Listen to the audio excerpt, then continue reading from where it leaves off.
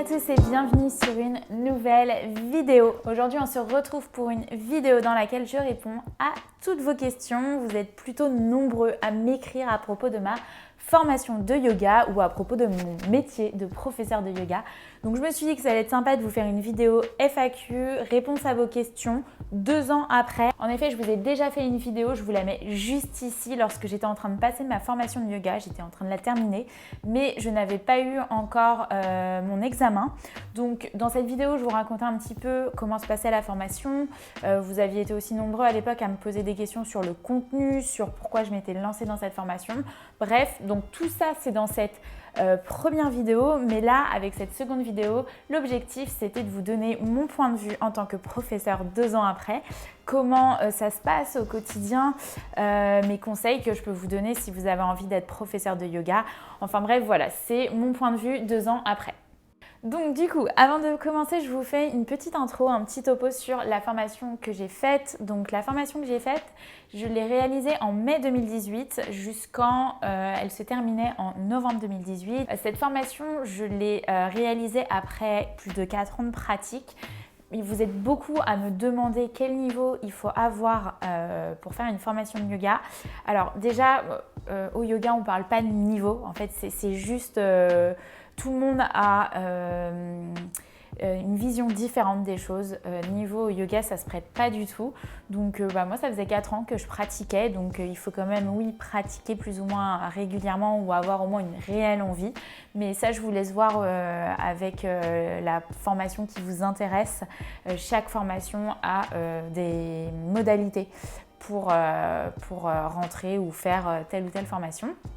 Et donc du coup, moi, ça faisait 4 ans que je pratiquais et j'ai choisi la formation de ma prof de yoga avec qui je pratiquais depuis 2014, la prof avec laquelle j'ai découvert le yoga, donc qui est Tatiana, et elle la faisait avec Gemma. Donc voilà, c'était la formation de Gemma et Tatiana. Je crois qu'aujourd'hui, maintenant, Tatiana fait une formation avec son mari, Alex, que j'adore aussi beaucoup.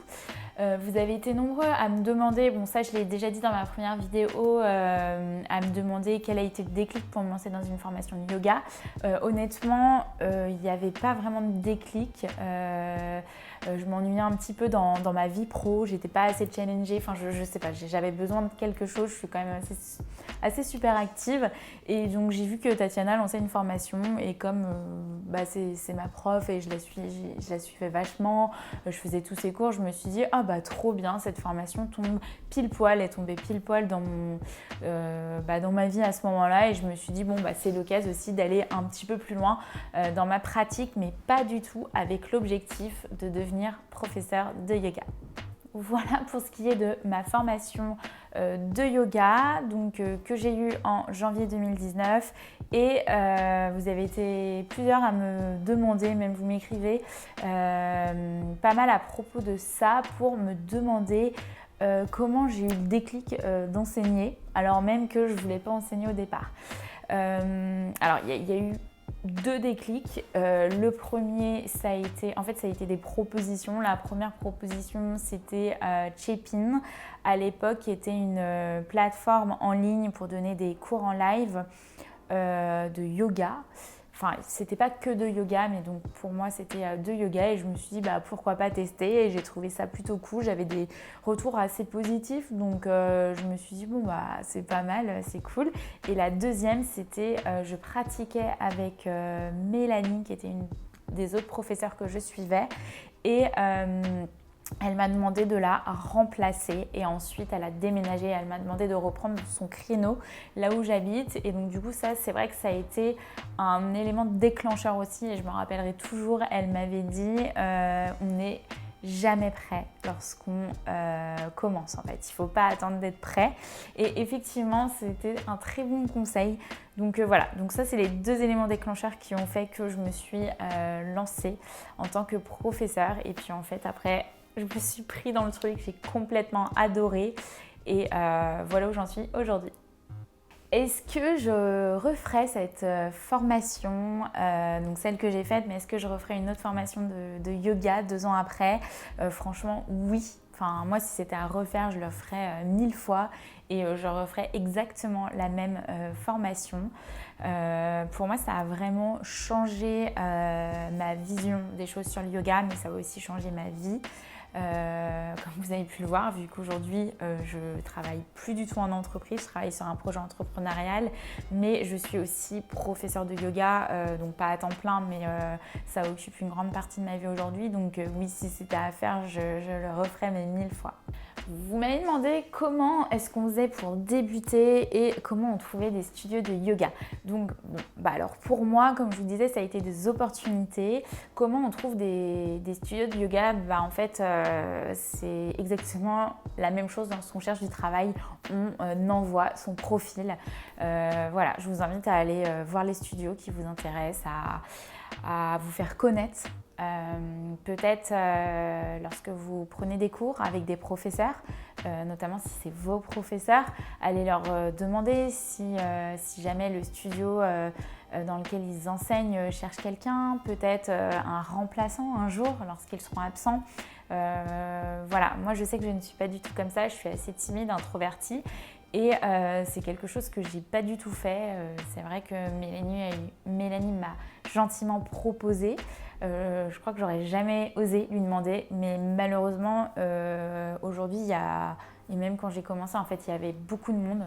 Il y a beaucoup de monde sur le marché, il y a beaucoup de professeurs et il faut, si vous êtes passionné par le yoga, si vous avez envie de devenir professeur de yoga, il va falloir que vous y alliez de l'avant. Il faut que vous montriez, que vous soyez disponible pour remplacer, justement pour pouvoir donner des cours parce qu'il y a énormément de monde et je ne vais pas vous cacher que c'est très difficile de trouver des studios. Ils ont tellement de profils que la concurrence est rude.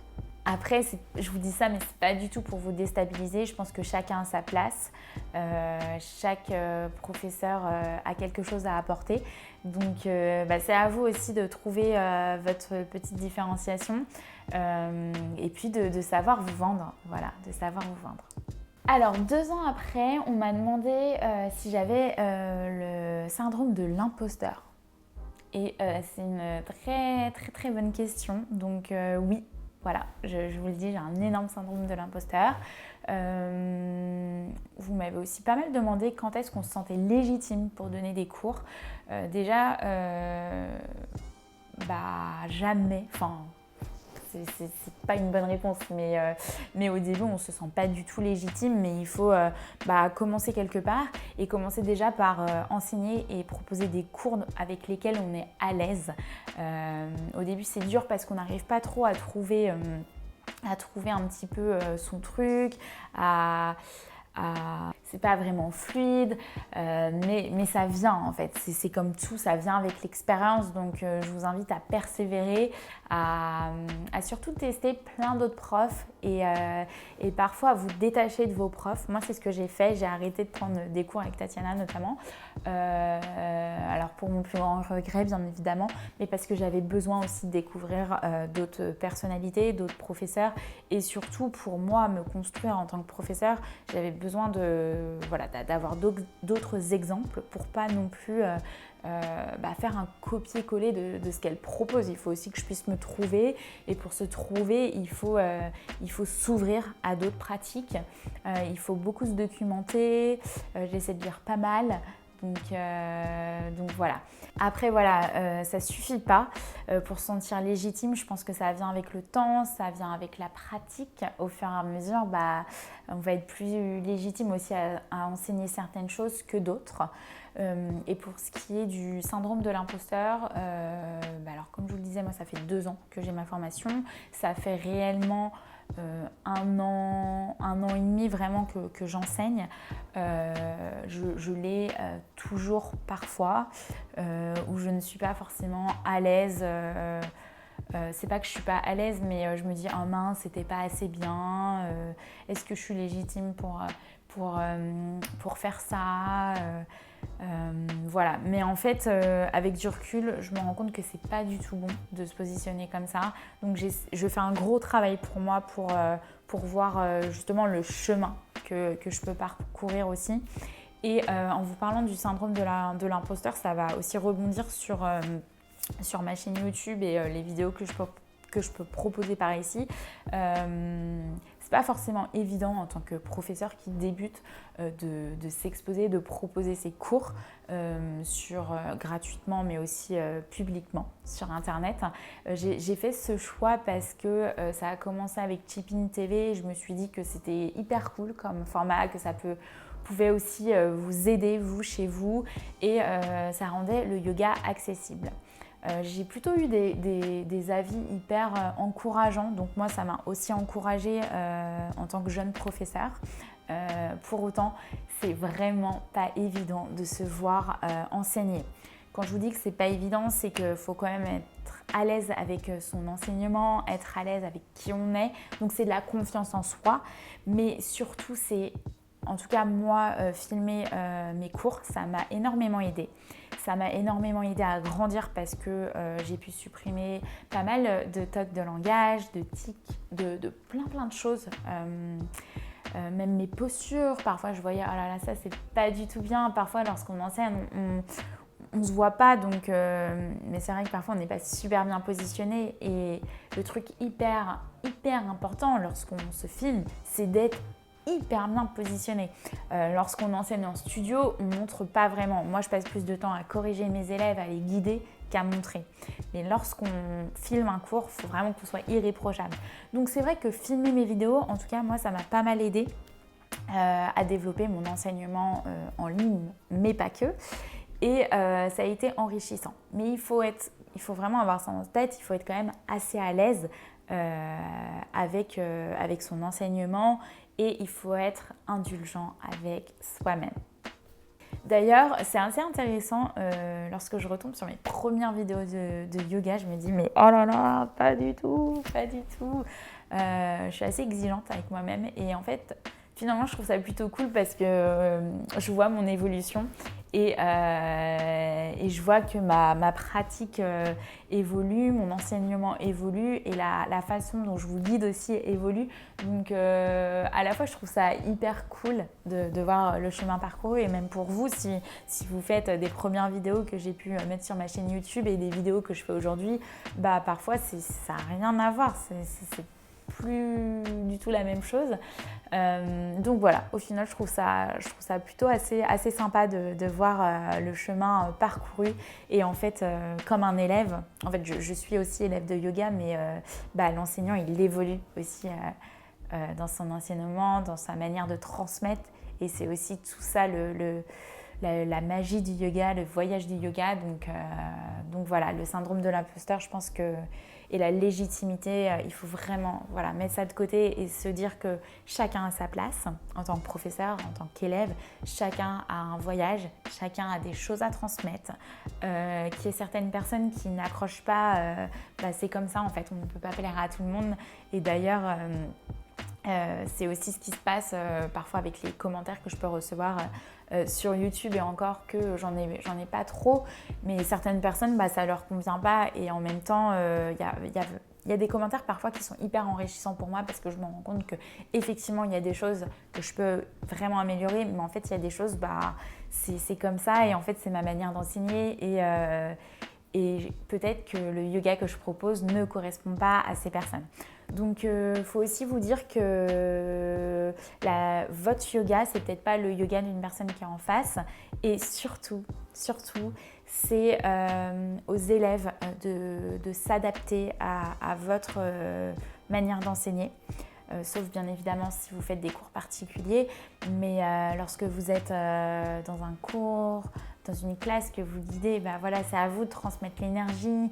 C'est à vous d'être fort, d'être imposant, d'être là en fait, de guider le cours. Il faut vraiment que les élèves, vous les accrochiez pour que vous les embarquiez avec vous et pas l'inverse en fait. Et ça c'est un petit peu le truc qui est dur à trouver au début lorsqu'on commence à enseigner. On a tendance à vouloir plaire un petit peu à tous les élèves qui sont là alors qu'en fait non, il faut juste être super à l'aise avec ce qu'on propose et c'est comme ça que les élèves vont accrocher et vont venir nous rejoindre aussi dans la pratique et dans le cours que vous enseignez. Du coup, c'est hyper cool parce que ce que j'étais en train de vous dire, ça va se poursuivre avec la prochaine thématique que je voulais aborder avec vous, puisque vous me demandez souvent des conseils lorsqu'on débute. Donc, je vais vous lister plusieurs conseils pour les jeunes professeurs qui débutent ou même les personnes qui voudraient ensuite devenir professeurs de yoga. Le premier conseil que je peux vous donner, c'est de vous laisser le temps. De vous laisser le temps de trouver votre enseignement. Donc ça, je vous l'ai dit précédemment. Mais vraiment, ne soyez pas trop dur avec vous-même. Laissez-vous le temps. Formez-vous. Lisez. N'hésitez pas à faire d'autres formations si vous sentez que vous en avez besoin. Voilà, vous allez évoluer durant votre pratique. Vous allez évoluer dans votre pratique, dans votre enseignement. Donc, laissez-vous le temps aussi de vous connaître en tant qu'enseignant. La pratique du yoga, c'est aussi différent. Elle est différente de l'enseignement du yoga, c'est encore autre chose. Donc vraiment, laissez-vous le temps. Deuxième conseil que je peux vous donner, c'est ne vous comparez pas aux autres professeurs de yoga. Alors moi, je trouve ça hyper enrichissant justement d'aller tester d'autres professeurs parce qu'il y a certaines choses, je me rends compte que c'est hyper cool en fait, ça me nourrit aussi. Je me dis, ah ça c'est trop bien, j'adore. Et il y a d'autres choses, je me dis, ah mais pas du tout. Enfin, je me vois pas du tout faire ça, je ne suis pas du tout à l'aise avec ça. Et du coup, c'est hyper enrichissant d'aller voir comment ça se passe ailleurs, mais surtout ne vous comparez pas. Ne vous dites pas cette personne est mieux que moi. Mais à l'inverse, cette personne est moins bien que moi. En fait, chaque personne est différente. Chaque professeur a quelque chose à apporter. Et je sais que c'est dur. Et il y a tellement de professeurs de yoga aujourd'hui. Je sais que c'est dur de ne pas se comparer, mais tombez pas dans ce piège et à tout moment, si vous êtes en train de vous comparer à quelqu'un d'autre, dites-vous non, stop, j'arrête, cette personne elle est comme ça et moi je suis comme ça. Même si vous n'allez pas voir comment vous êtes, moi j'ai autre chose à apporter. Autre conseil que je peux vous donner lorsque vous ne savez pas répondre à une question, mais dites-le, en fait, dites-le juste je ne sais pas. Ce qui est un peu dur au début lorsqu'on commence à enseigner, c'est que parfois il y a des élèves, ils nous posent plein de questions.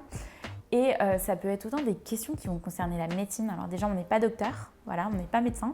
Donc, alors moi, parfois, je le dis, je ne sais pas, je ne suis pas médecin. Parfois, il y a des élèves qui vont poser des questions hyper spirituelles, qui vont même vachement concerner tout ce qui va être chakra et tout ça. Donc on a certaines bases avec la formation, mais voilà, on n'est pas non plus des experts dans tous les domaines. Il y a des sujets qui vont plus nous toucher que d'autres, donc si vous ne savez pas, mais dites-le en fait, je ne sais pas, c'est pas grave. Moi-même au début, parfois j'étais là, oh là là, mais j'en sais rien, et limite je me sentais mal, je me sentais nulle. Mais c'est à vous aussi de construire votre yoga. On ne peut pas tout savoir. Vous allez avoir des spécialités, il y a des choses que vous allez super bien transmettre parce que ça va vous parler. Et ça ne sert à rien de vouloir absolument rentrer dans une thématique parce que c'est cool, parce que vos élèves vous demandent. En fait, juste vous êtes vous, si ça ne vous parle pas, si vous n'arrivez pas à le transmettre, et juste next en fait, passez à autre chose et enseignez vraiment ce qui vous parle. Du coup, de ce dernier conseil, il va en découler deux autres, qui est faites ce que vous aimez, enseignez ce que vous aimez. Pour moi, c'est le principal. Ça ne sert à rien de vouloir faire des choses parce que c'est cool alors que vous n'aimez pas forcément les enseigner. Voilà, il faut être hyper à l'aise avec ce qu'on va proposer durant les cours et les cours qu'on va guider. Ça, c'est un super conseil que je peux vous donner et qui découle de ce que je vous ai dit. Et le dernier conseil, c'est continuer à vous documenter et à apprendre. Personnellement, j'adore acheter plein de livres, lire, mais que ce soit des choses pas forcément sur le yoga vinyasa. Parfois, ça peut être sur du hatha yoga, même plus sur la méditation, sur les chakras. J'adore découvrir de nouvelles thématiques et j'ai très envie aussi de continuer à faire d'autres formations pour me former et apprendre davantage. Voilà pour ce qui est des petits conseils pour les jeunes professeurs de yoga ou futurs professeurs de yoga. Si vous aussi vous êtes professeur et que vous avez d'autres conseils, n'hésitez pas à les mettre en commentaire. Comme ça, vous checkez les commentaires et ça peut aussi vous aider. Je pense qu'on a chacun quelque chose à apporter avec son expérience. Autre question que l'on m'a posée, on m'a demandé quels étaient mes plans, est-ce que j'avais envie de faire d'autres formations. Donc oui, j'ai envie de faire d'autres formations, comme je vous le disais, voilà, je lis beaucoup, j'adore me former, je trouve que c'est hyper important et j'ai trois objectifs, ce serait de faire une formation de yin yoga, aussi de me former au yoga prénatal et j'ai trop envie, et ça c'est ma priorité numéro 1, c'est faire un 300 heures parce que je sens que j'ai besoin d'aller plus loin même dans ma pratique en tant qu'élève et que ça va beaucoup m'apporter. Donc voilà, bon là avec la crise sanitaire, le Covid, c'est un petit peu compliqué de s'embarquer dans des formations.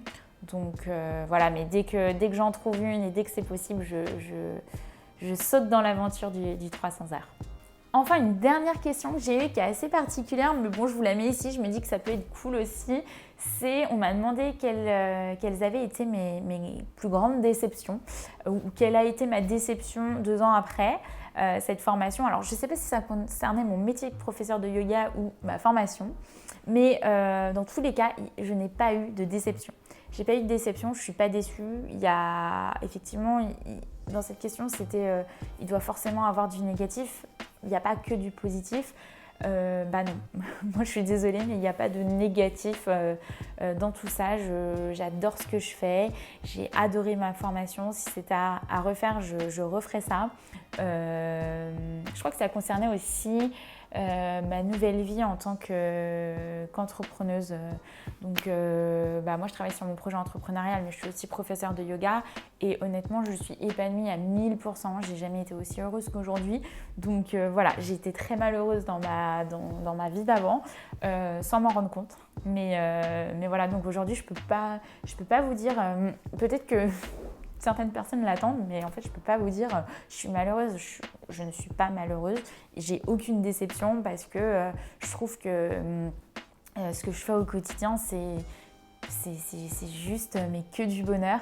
C'est un bonheur de partager ça avec vous. Le retour de mes élèves, mais c'est genre trop bien. Enfin, j'adore la relation que je peux créer, que ce soit en studio, que ce soit aussi sur internet via les cours en live, que ce soit sur les réseaux sociaux. Enfin franchement, moi je trouve qu'il n'y a que du positif. J'ai pas du tout été déçue parce que je comptais pas devenir professeure de yoga, donc j'avais pas d'attente particulière, si vous voulez. Ce que je voulais, c'était apprendre, c'était aller plus loin dans ma pratique. Au final, j'ai été embarquée dans l'enseignement et donc pour moi, c'est un nouveau monde génial qui s'ouvre à moi et je vois pas comment je peux être déçue sachant qu'il m'a attrapée et que j'étais tellement bien dedans que j'ai continué. Donc voilà, pour moi, c'est que du positif. Voilà pour ce qui est de ma formation de yoga 2 ans après. Pour toutes vos questions un petit peu que vous pouvez me poser par ici, sur Instagram, par email ou même de vive voix. J'ai tout regroupé dans cette vidéo. J'espère que j'ai pas été trop longue et en même temps j'espère que j'ai été concise, que j'ai été droite au but. Si jamais vous avez d'autres questions, n'hésitez pas à me les poser en commentaire. Je me ferai un plaisir d'y répondre et j'espère vraiment que prochainement je pourrai vous refaire une autre vidéo comme ça où je vous partagerai une nouvelle formation de yoga que je ferai parce que j'ai vraiment envie d'aller plus loin dans mon apprentissage en tant que professeur et ensuite d'enseigner et d'amener mes élèves encore plus loin. Donc voilà. J'espère que cette vidéo vous aura été utile, que j'ai pu répondre à vos questions. Si vous avez aimé la vidéo, n'hésitez pas à mettre un like juste en dessous et à vous abonner à ma chaîne YouTube si ce n'est pas déjà fait. Sur ce, écoutez, moi je vous souhaite une très belle journée ou une très belle fin de journée et je vous dis à très vite sur ma chaîne YouTube.